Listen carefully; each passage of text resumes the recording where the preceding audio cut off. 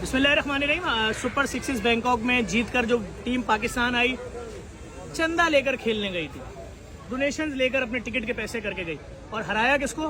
हिंदुस्तान को। धूम मच गई पूरी दुनिया में कि 12 ममालिक की टीमें आई हुई थी और पाकिस्तानियों ने हरा दिया हिंदुस्तान को फाइनल और जीत के पाकिस्तान पहुंचे। बहुत बहुत मुबारक हो आपको। मैं इसलिए जानता हूं आपको क्योंकि आपको टिकट वहां भेजने के पैसे हमने दिए थे। बिल्कुल ऐसे ही। कैसा लगा जीत के, इंडिया को हरा के कैसा लगा?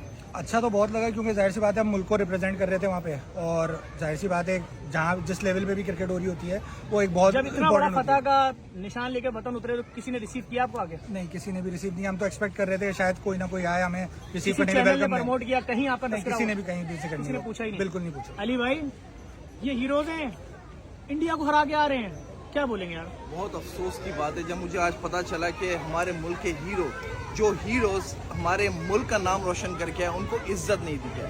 वो दिन कब आएगा जब माँ अपने बच्चों को कहेगी जाओ खेलो और अपने मुल्क का नाम रोशन करो, पर आज माएँ बोलती है खेल कूद के अपना टाइम मत खराब करो। तो मेरे भाइयों, मेरे हीरो, मेरी तरफ से अली शेखानी ग्रुप की तरफ से आप लोगों को 2 मिलियन का गिफ्ट मैं दूंगा।